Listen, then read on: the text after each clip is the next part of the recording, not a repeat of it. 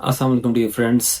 امام مہدی علیہ السلام کے بارے میں ایک یہ رائے پائی جاتی ہے کہ وہ پرانی روایات کو پھر سے جاری کریں گے، اصل شریعت کو پیش کریں گے، لیکن یہ بات بہت کم لوگ جانتے ہیں جس کا آج میں ذکر کروں گا اس ویڈیو میں. اور یہ ہو سکتا ہے آپ کے لیے بالکل نئی انفارمیشن، لیکن میں ویریفائڈ ذرائع سے اس کا ذکر کر رہا ہوں. اور وہ یہ کہ امام مہدی علیہ السلام کا جب ظہور ہوگا تو آپ کتاب جدید سے فیصلے کریں گے، یعنی کتاب قدیم سے فیصلے نہیں کریں گے. کتاب جدید سے کیا مراد ہے؟ کیا کوئی نئی شریعت ہوگی، نئی آیات ہوں گی، نئی روایات ہوں گی؟ کیا ہوگا؟ کیا کوئی نیا صحیفہ ہوگا آسمانی؟ یہ اس بارے میں جو غلط فہمیاں ہیں اس کا بھی ہم ازالہ کریں گے، اور جو کوشش کریں گے کہ اس بارے میں جو کانسیپٹ ہے بالکل کلیئر ہو سکے. جب میں نے پڑھا تھا کہ کتاب جدید سے فیصلہ کریں گے امام مہدی علیہ السلام جب تشریف لائیں گے، تو میں بھی بڑا حیران ہوں. میں نے کہا کیا مطلب، کیا کوئی نئی کتاب آئے گی؟ تو اس کی پھر میں نے انٹرپریٹیشن پڑھنی شروع کی مختلف مستند ذرائع سے، تو ایک نئی بات سامنے آئی، اور وہ یہ کہ کتاب جدید سے مراد کو نئی شریعت یا نیا قرآن نہیں ہے. تو کیا یہ کوئی نئی شریعت ہوگی؟ ایسا بھی بالکل نہیں ہے. تو پھر یہ کیا ہوگا؟ کتاب جدید کیا ہے، اور اس میں کیا احکامات ہوں گے، کیا معاملات ہوں گے، کیا خفیہ راز ہیں، اور یہ کتاب کیوں چھپا کر رکھی گئی ہے، عام لوگ اس سے واقف کیوں نہیں ہیں؟ اسی موضوع پر بات کریں گے آج. دیکھیں دوستو، جیسا کہ آپ جانتے ہیں کہ پرانی شریعتیں اکثر منسوخ ہو گئیں یا ان میں ترامیم کی گئیں، تبدیلیاں کی گئیں. جیسا کہ نبی کریم صلی اللہ علیہ وسلم کا ایک قول، ایک حدیث ہے، اس کے مطابق 4 لوگوں کے لیے جہنم میں ایک صندوق بنایا گیا ہے. وہ صندوق جو ہے وہ اتنا تلخ ہے، اتنی تکلیف دہ ہے کہ اسے کوئی بھی جہنمی بھی اس کے بارے میں پناہ مانگے گا.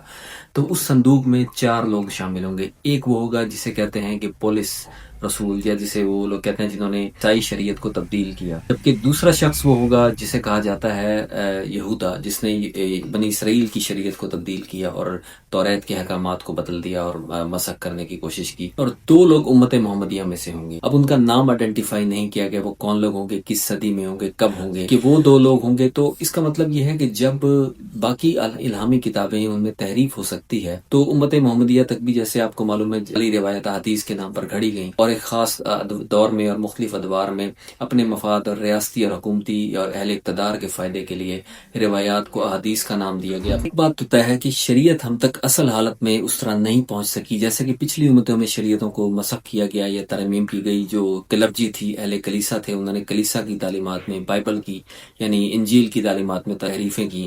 اور جو اولڈ ٹیسٹمنٹ ہے، نیو ٹیسٹمنٹ ہے، ان میں اکثر روایات جو ہیں وہ ایسی ہیں جو خود ساختہ اور گھڑی ہوئی ہیں اور اس میں شامل کی گئی ہیں، اور یہ صحیفہ تقریباً منسوخ ہو کر رہ گیا. اسی طرح توریت میں اتنی ترامیم کی گئیں اپنی مرضی اور مقصد اور منشا کی خاطر کہ اس میں شرکیہ کلمات تک اس میں داخل کر دیے گئے. تو اس طریقے سے ہر امت کی شریعت کو چینج کیا گیا. اسی طرح امت محمدیہ صلی اللہ علیہ وسلم میں بھی کچھ ایسی چینجز ہوئیں کہ شریعت بدل گئی، اس لیے فرقے وجود میں آئے، فرقہ واریت پھیل گئی. فرقہ واریت کا مطلب یہ ہے کہ کسی ایک چیز پر امت کا اتفاق نہیں ہے، امت ڈیوائیڈڈ ہے. اس کا مطلب ہے کہ اصل تعلیمات نہیں پہنچ سکیں یا وہ محروم ہو گئے. کچھ ایسی آیات تھیں جنہیں مسخ کر دیا گیا، آیت منسوخہ کہا جاتا ہے، اس کا ذکر ملتا ہے. اس کے ساتھ ساتھ کچھ ایسی روایات تھی، احادیث تھیں جو ہم تک نہیں پہنچ سکی. کچھ ایسے قوانین اور فرامین تھے جو وقت کے ساتھ ساتھ اپنی افادیت جو ہے وہ ان کی افادیت جو ہے مختلف معاملات کے حوالے سے بدل جاتی ہے. یعنی کچھ ایسی چیزیں ہیں جیسا کہ اولڈ ٹیکنالوجی کے دور میں اور معاملات ہوں گے، لیکن نئی ٹیکنالوجی کے لیے اور تقاضے ہوں گے. تو کتاب جدید اسے کہتے ہیں جو جدید دور کے تقاضوں کے مطابق فرامین اور فیصلے کرے. جیسے قرآن میں کہا گیا ہے کہ اے شیطان سے پناہ مانگو، لیکن شیطان کو وقت معلوم تک، یعنی امام مہدی علیہ السلام کے ظہور تک مہلت دی گئی ہے، اور جب وہ مہلت مکمل ہوگی شیطان کو قتل کر دیا جائے گا. اس کے بعد کیا شیطان سے پناہ مانگنی ہوگی؟ یقیناً نہیں مانگنی ہوگی. تب اعوذ باللہ من الشیطان الرجیم کہنے کا کانسیپٹ شاید بدل دیا جائے. اور اسی طریقے سے ابلیس اور اس کے نظام سے پناہ مانگنے کے لیے مختلف صورتیں نازل کی گئیں. تو کیا جب ابلیس اور اس کا سسٹم ختم ہو جائے گا، جیسا کہ روایات میں ملتا ہے کہ آخری ارماگیڈن نامی جنگ میں ابلیس اور شیطان کے تمام لشکر قتل کر دیے جائیں گے، ختم کر دیے جائیں گے، حق آ جائے گا پوری دنیا پر غالب، کیا پھر شیطان کے نظام سے، سسٹم سے پناہ مانگنا ضروری ہوگا؟ اس کے لیے کیا طریقہ کار ہوگا؟ ماڈرن ٹیکنالوجی کیا ہوگی؟ اور اس دور میں تقاضے کیا ہوں گے؟ بعض مکاتب فکر میں یہ بات ہے کہ جمعہ جو ہے وہ واجب تخیری ہے یا مکمل طور پر واجب نہیں جب تک امام مہدی ظاہر نہ ہوں. تو کیا جب وہ ظاہر ہو جائیں گے تو کیا پھر جمعے کی کیا حیثیت ہوگی؟ تو مختلف فرامین ہوں گے، معاملات ہوں گے، واقعات ہوں گے جو وقت اور حالات کی نزاکت کے مطابق اس کے مطابق فیصلے کرنے ہوں گے. تو کہا جاتا ہے، مستند روایت ہے کہ امام مہدی علیہ السلام کتاب جدید سے فیصلے فرمائیں گے.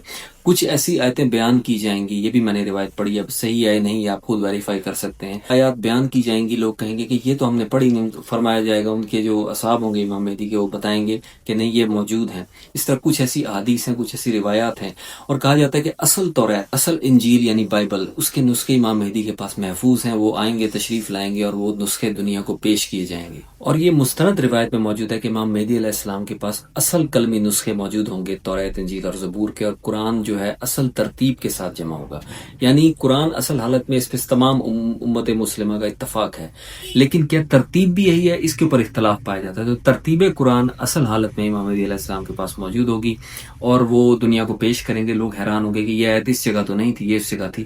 تو ترتیب سے پھر ایک صحیفہ ہے جو حضرت علی کے پاس تھا، وہ صحیفہ وہ اپنے تلوار کی نیام میں رکھتے تھے، کچھ دستاویز تھی، وہ دستاویز بھی وہ لائیں گے، دنیا کو پیش کریں گے، ساتھ زبور اور ساتھ ہی قرآن کی اصل ترتیب، اور ساتھ ہی مستند حدیث روایات اور جدید قوانین جو اس دور کے جب ظہور ہو چکا ہوگا تقاضوں کو پورا کرتے ہوں گے۔ اس سب کو ملا کر شاید کتاب جدید کہا جاتا ہے۔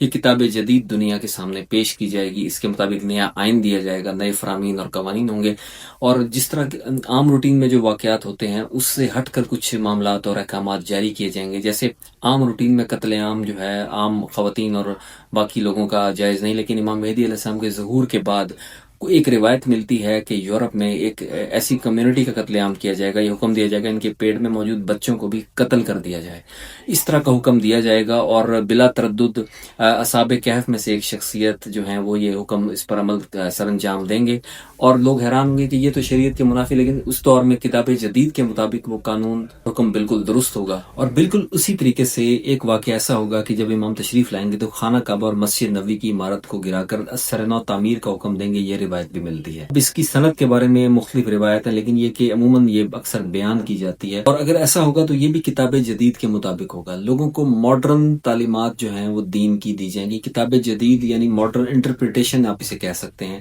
جو صحیح روایات اور احادیث اور قرآنی آیات اور پچھلی کتابوں کی جو بعد میں جو اس کی تعبیرات ہیں اس کے مطابق یہ ہوگی، اور نئی شریعت نافذ نہیں کی جائے گی، بلکہ اسی شریعت پر نئے انداز سے عمل کیا جائے گا، اور ماڈرن ٹیکنالوجی ہوگی، اور کہا جاتا ہے زمین پر بے انتہا عبادت ہوگی، اور ایسے معاملات ہوں گے کہ ہر چیز آٹومیٹڈ ہو جائے گی۔ یعنی اے آئی اور ماڈرن ٹیکنالوجی اس نہج پر پہنچ چکی ہوگی کہ امام اسے ختم نہیں فرمائیں گے، بلکہ اس میں 3 گنا کہا جاتا ہے کہ اضافہ کر دیں گے، اور جدید ترین ٹیکنالوجی کو بروئے کار لا کر بہت سے معاملات اس قدر آسان ہوں گے کہ اس کے لیے نئے قوانین اور فرامین کی ضرورت پیش آئے گی۔ شاید اس لیے کتاب جدید کا حوالہ دیا گیا ہے۔ اور جب ان کے اصحاب یا ان کے جو کمپینینز ہیں وہ لوگوں کو وہ تعلیم دیں گے، لوگ شروع میں حیران ہوں گے کہ یہ تو ہم نے کہیں پڑھا نہیں، یہ تو موجود نہیں ہے شریعت میں، لیکن جب انہیں بتایا جائے گا نہیں یہ کتاب جدید کے مطابق اور حکم امام ہے، اور ان کے ساتھ تائید کے طور پر عیسیٰ ابن مریم نبی خدا موجود ہوں گے، جو ہر عمل پر خود سب سے پہلے عمل کر کے امت مسلمہ کو دکھائیں گے اور کرسچنز کو دکھائیں گے کہ میں جب عمل کر رہا ہوں مجھے اعتراض نہیں تو تمہیں بھی نہیں ہونا چاہیے، تو لوگ منع اسے تسلیم کر لیں گے۔ ہو سکتا ہے کچھ لوگ اختلاف کریں، لیکن کتاب جدید جو ہے اس دور میں جو ہے کہ رائج الوقت قانون بن جائے گا، جو قرآن کی اور حدیث کی ٹرو انٹرپریٹیشن کے مطابق ہوگی۔ اور وہ صحیفہ جو حضرت علی تلوار کی نیام میں رکھا کرتے تھے اور جو خفیہ تھا، وہ صحیفہ بھی اس کتاب جدید کا حصہ ہوگا، اور لوگ اسے منون تسلیم کریں گے، مانیں گے، اس پر عمل پیرا ہوں گے، اور اس طریقے سے دین اور دنیا کے معاملات خوش اسلوبی کے ساتھ چلائے جائیں گے، اور پوری دنیا پر حاکمیت قائم کی جائے گی، اور لوگ پوری طریقے سے خدا کے قوانین پر عمل کریں گے۔ لیکن کتاب جدید کے بارے میں جو روایات ملتی ہیں وہ یہی بتاتی ہیں کہ اسے دیکھ کر لوگ حیران ہو جائیں گے کہ یہ کیا ہے، یہ تو ہم نے پڑھا ہی نہیں، کہیں سنا ہی نہیں، لیکن امام پر یقین کرنے والے اس بات کو مان لیں گے اور کہیں گے کہ یہ بالکل برحق ہے اور ہم اس پر ایمان لاتے ہیں۔ اور یہ کتاب جدید پھر جب تک امام مہدی علیہ السلام موجود ہوں گے ان کے مطابق ان کے دور میں یہ چلتی رہے گی، اور اس کے بعد جو نظام آتا ہے جو رجت کا، جو میں نے اگلی سیریز بنانی ہے، تقریباً اس پہ بہت زیادہ ویڈیوز بن سکتے ہیں، اس پہ بہت زیادہ کنٹینٹ موجود ہے، تو اس کے اوپر پھر یہ بات ہوگی کہ وہ پھر اس پر کس طریقے سے عمل ہوگا، کیا ترامیم ہوں گی، اور اس دور میں کون سے قوانین نافذ کیے جائیں گے۔ تو یہ ہمارے چینل سے جو لوگ جڑے ہوئے ہیں نا وہی لوگ اس سیریز کو سمجھ سکتے ہیں، اور اس میں ہم جو پوائنٹس بیان کر رہے ہیں اسے وہی لوگ سمجھیں گے جو پس منظر سے واقف ہوں گے۔ تو پلے لسٹ میں تمام ویڈیوز موجود ہیں، اس سے آپ دیکھ سکتے ہیں۔ Thank you.